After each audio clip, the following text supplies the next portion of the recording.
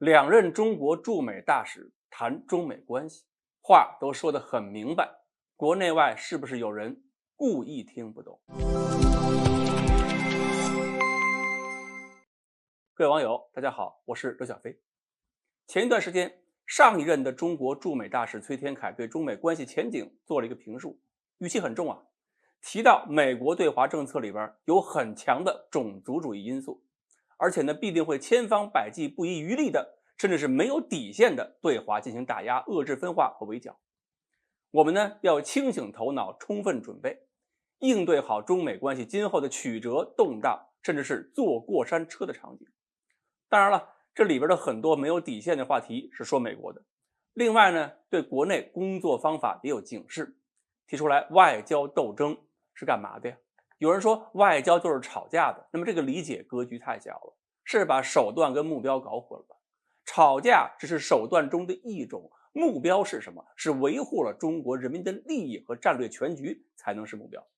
所以崔大使提到一个原则，在斗争过程中应该尽一切可能减少涉及我们利益和全局的代价和影响。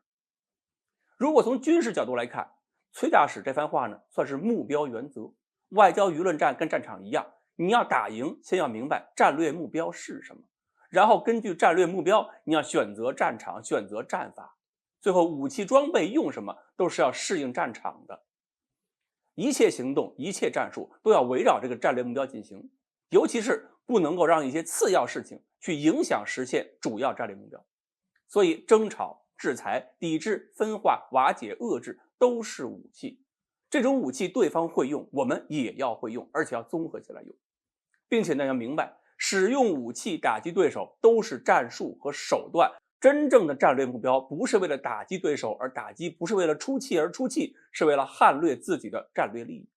所以崔大使后边也提出来，面对美国的各种手段，千万不要打无准备之仗、无把握之仗，不打赌气仗，不打消耗仗。什么叫无把握、无准备？对方出招后，我们没有看清对方套路和战略目标，仓促应对、简单吵架的话，这是打不赢的。因为吵架也好，抗议也好，对方根本不会觉得疼。那么什么叫赌气战呢？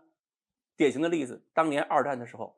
德国对英国空军基地连续轰炸，英国空军当时几乎是扛不住了。空军要是完了，那么英国的防卫基本要瘫痪。但是英国空军轰炸柏林之后，德国人一气之下改变了作战方向，开始对英国大城市连续轰炸，把力量全消耗在这个方面，让英国空军有了喘息的机会，战争潜力就得以恢复。这就是德国人赌气打消耗战，把德国自己整惨了。那么中美之间呢，现在有这么一个问题，美国政客正在努力的破坏中美民间的氛围，正在努力制造中美经济脱钩。方法呢是又打击中国企业，又阻止美国企业在中国发展，这就是拆桥。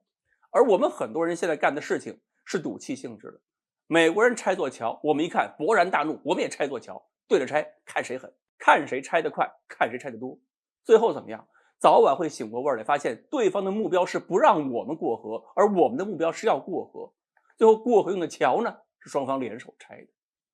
所以秦刚大使12月20日接受美国多家主流媒体主编和资深记者联合采访，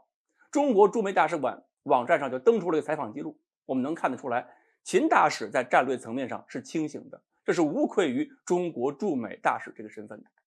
我们从秦大使的发言也能看得出来，他的应对紧扣了中国的战略利益，该反驳的就坚决反驳，该团结的就明确团结，没有棍扫一大片，有明确的目标。他重点强调了美国工商企业在中国发展的良好前景，这是干嘛呢？这就是架桥，这就是架一座能让我们冲过去，能和对方贴身近战，让双方利益纠缠在一起，让美国摆脱不了对中国的依赖，让美国政客没法对中国下狠手的桥。这不是软弱，这是看清了美国的软肋，然后紧紧抓住不松手，这是格局，这是谋略。对于这样的战略思考、格局和谋略，可能要充分理解，确实需要我们有一定的历史和外交思想积累。确实，我们也不能指望多数人第一时间就能反应过来，能够接受。关键是我们身边有不少声音还在刻意对抗这种宏观战略布局，在故意引导一种情绪，不顾中国整体战略目标，而是鼓动学美国人一起拆桥。我们以前还说过，一些国家特别希望中美开打，他们可以从中渔利，另外就是一些美国、台湾的网军，他们在大陆的网络环境上的所作所为呢，也基本上视为了破坏中美民间的气氛。